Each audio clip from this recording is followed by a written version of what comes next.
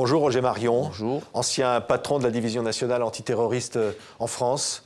Aujourd'hui, la France est en guerre. Elle a les moyens de gagner cette guerre? Elle a chaque fois, malheureusement, on veut se donner les moyens, mais postérieurement à une action terroriste, et celle-ci est excessivement meurtrière, et il faut noter qu'elle est quand même le fruit d'une organisation qui s'est instaurée en État, l'État islamique, et que cette coordination et cette simultanéité dans la commission des actions font que c'est une action qui a été préparée contre la France pour disons, toucher la France dans son cœur et sur, disons, des moyens de culture, des moyens d'expression de la culture et du sport, c'est-à-dire de ce qui fait la quiétude, la tranquillité, le bien-vivre dans notre pays. On a touché la France au cœur. Une armée de terroristes, disait François Hollande, mène la guerre aujourd'hui. Oui, mais c'est-à-dire que nous avons déclaré la guerre au terrorisme d'abord au Mali. Nous avons également, disons, combattu, nous combattons encore le terrorisme en Irak et en Syrie. Et aujourd'hui, bien évidemment, c'est une menace qui existait et qui a été mise à exécution.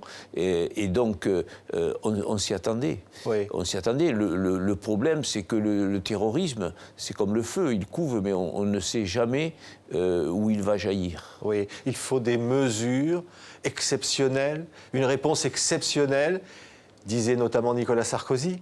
C'est-à-dire qu'aujourd'hui, la France doit changer l'état d'urgence, va changer les choses. C'est-à-dire qu'il faut d'abord changer les mentalités et ensuite il faut changer la législation. C'est-à-dire que nous sommes le pays des droits de l'homme. Nous sommes protecteurs des droits de l'homme. Mais on ne se donne pas les moyens de contrôler les mouvements de population, même contrairement à d'autres pays européens. Il faudrait rétablir les contrôles aux frontières? Non, pas du tout. Mais je veux dire, le problème du terrorisme, c'est, comme on le voit, la clandestinité. Là, dans cette affaire, vous avez des passeports étrangers qui ont été découverts, semble-t-il, à proximité des corps des terroristes qui se sont... Il faudrait pouvoir contrôler les passages aux frontières d'une autre manière. Donc, nous avons dans notre pays, nous n'avons pas la même rigueur par rapport au contrôle d'identité. Voilà. Nous avons un projet qui est le titre national d'identité biométrique, qui permet... la carte d'identité permet d'établir la nationalité et l'identité d'une personne. Donc à partir de ce moment-là, vous avez des pays européens qui ont en plus l'obligation de désigner le lieu de domicile et de faire connaître à la mairie ou autre le domicile. Donc tous ces contrôles, nous, en France, on les a supprimés. Il faut les rétablir aujourd'hui.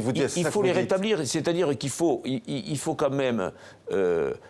avoir les moyens juridiques de contrôler l'identité des personnes et la circulation des personnes, et il faut avoir les moyens matériels également de le faire.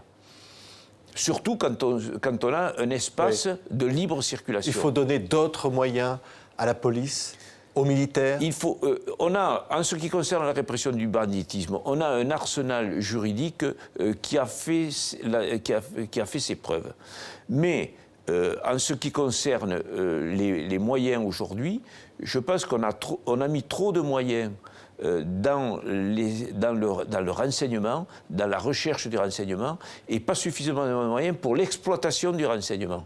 C'est-à-dire dans les moyens répressifs que nous donne, dans les mesures répressives que nous donne le dispositif antiterroriste au plan judiciaire. Oui. Et d'ailleurs, si aujourd'hui on décrète l'état d'urgence dans notre pays, c'est parce que c'est pour donner des moyens supplémentaires de contrôle au niveau de l'ordre public et de la sécurité publique. Oui. Est-ce que, comme le demande Christian Estrosi, on pourrait assigner à résidence les individus fichés pour appartenance Mais oui, il y a à la bien une mouvance. batterie de mesures.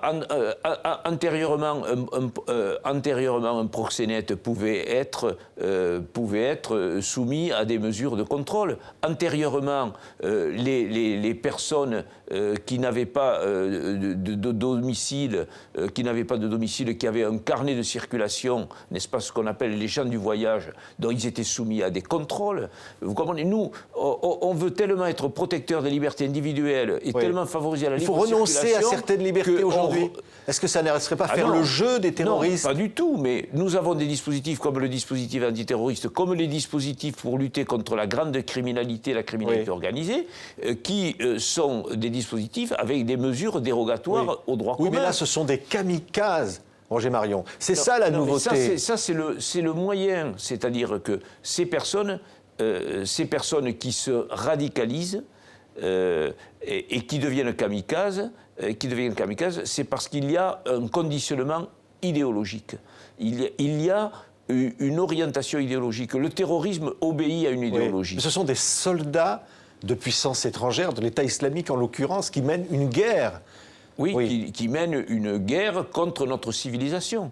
Parce que, je le disais tout à l'heure, on s'attaque à notre culture, on s'attaque à ceux qu'ils détruisent dans les pays qu'ils occupent, n'est-ce pas? On s'attaque on a les moyens de dire aujourd'hui aux Français... On s'attaque au sport, on s'attaque à des personnes innocentes. C'est ça le but du terrorisme. Est-ce qu'on peut dire qu'il y aura d'autres attentats tout aussi meurtriers et c'est inéluctable? Vous qui connaissez bien la lutte antiterrorisme. Vous avez prononcé le mot, c'est inéluctable. C'est inéluctable parce que dans ce terrorisme de masse, demain, il va encore surgir d'autres activistes qui vont faire exploser des bombes et se faire exploser eux-mêmes. Maintenant, c'est un aveu d'échec en quelque sorte. Vous avez dirigé la division nationale antiterroriste, Roger Marion. Vous connaissez bien ces hommes et cette lutte. Vous dites aujourd'hui, on n'y arrive pas. Oui, mais on n'y arrive pas. Pourquoi? Parce que, je le disais tout à l'heure, on privilégie un peu trop le renseignement, on met en fiche, on fait des notes, mais on ne va pas voir, on n'approfondit pas. Alors, on n'a peut-être pas les moyens de tout approfondir. On fait des surveillances, on met des protections, mais au bout d'un certain temps, entre guillemets, ça ne donne rien, donc on abandonne et on passe à autre chose. Donc, il faut purger, je veux dire, il faut aller au cœur. Le dispositif antiterroriste le permet. Les mesures qui ont été prises dans le cadre de l'état d'urgence le permettent. Oui, merci beaucoup, Monsieur Marion, d'avoir été notre invité. Votre sentiment général aujourd'hui? Rien ne sera plus comme avant en France? Aujourd'hui, c'est un sentiment de tristesse, vous savez, parce que nous sommes, je le répète, un pays de liberté, un pays de droits de l'homme. Alors, bon... on est, entre parenthèses, dans la vie courante, on est de plus en plus surveillé par des moyens électroniques et autres. Et puis, malheureusement, quand il y a des actions qui visent le cœur de notre pays, le cœur de notre civilisation, le cœur de notre culture, on n'est pas en mesure de l'empêcher. Merci beaucoup, Roger Marion, d'avoir été notre invité sur TV5 Monde. Voilà.